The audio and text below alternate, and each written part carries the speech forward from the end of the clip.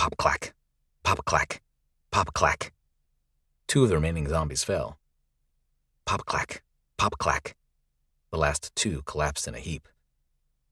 Outstanding, Mark, 80%. Zed's dead, baby. You live another day.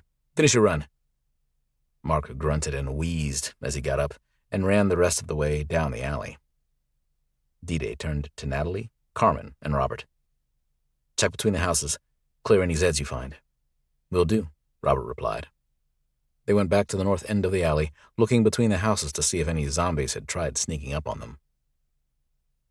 Pre-apocalypse, the residents of this neighborhood would have liked to have 6-foot privacy fences, but the Homeowners Association wanted an open feel in the community. So the residents were all forced to go with the 4-foot fences.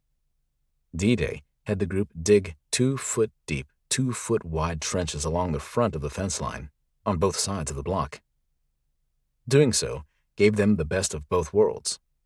Great line of sight over the low barriers, but the 24-inch trenches made it almost impossible for the zombies to climb over to their side of the alley. "Contact!" Carmen called out.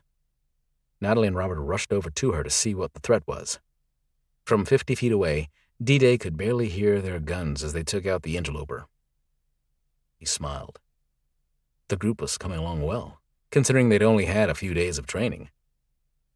He knew the floodwaters that separated them from Max Montero and his crew would recede soon, and when the marauders could cross into town, the attack would come. They must spend every possible minute training themselves for the fight. He jogged to the south end of the alley where Mark was finishing his burpees in the shadow of Ron Jenkins's RV. Just before what the group started calling Z-Day, the day that Dead took control of the world, Kyle had been complaining to his wife Naomi about the RV parked along the side of the Jenkins's property. In fact, Kyle had fought with him about it the morning of Z-Day.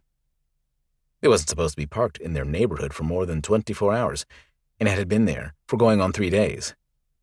In the end, Jenkins had told Kyle to piss off and have the HOA send him a letter. He'd be on the road to Montana within a day, so he wouldn't be there to get it in any case.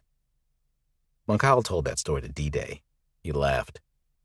"I love old guys who say whatever the hell they want," D-Day said once he'd stopped laughing. "Too bad for him he never made it to Montana, but it's good for us." They had found the side door locked, but the driver's door wasn't. D-Day entered the RV. Inside he found what he assumed to be the corpse of Mrs. Jenkins lying near the mini-fridge, her head caved in by a pipe wrench, the tool still embedded in her skull. Zombie Ron Jenkins began snarling and advancing from the rear of the RV, and D-Day shot him twice, the second shot hitting him in the eye. He put one more round into his skull to be sure the creature wouldn't get up. Then he fought to start the engine.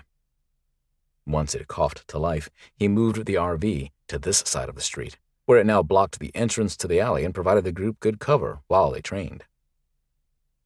D-Day shook the memory from his mind as he approached the group of sweating, panting people. "How's everyone doing?" he asked. "Good," Kyle said. "It's frustrating seeing how much cardio fitness I've lost in the weeks since Z-Day, but it's coming back. The burpees and carrying the gear is harder than marathon training, but I'm getting used to it." D-Day pinned his gaze on Kyle. "I want you to focus on your accuracy more than your speed, Kyle. There's no point in being first if you can't deal with the threats you're going to encounter. That will just make you the fastest to die." "So, my slow ass is in a good position then," offered Mark.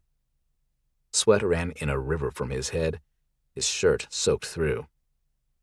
He leaned over, putting his hands on his knees, and a stream of sweat ran down the bridge of his nose onto the pavement. "Look at me, I'm melting. I'm out of holes on this belt, and these pants won't cinch down much more. Next run someone makes, I need some clothes." "I know where there's a ton of clothes," D-Day said. They all looked at him for a few seconds, but he didn't say anything. "Well, are you going to keep us in suspense forever?" Natalie asked. Ben nodded. "Yeah, man, out with it." "Tomorrow we'll do a training run outside the wire." Andy looked confused. "What wire?" D-Day gave him a weak smile. "It's a figure of speech, Andy. It means outside of our safe zone." "Oh, gotcha."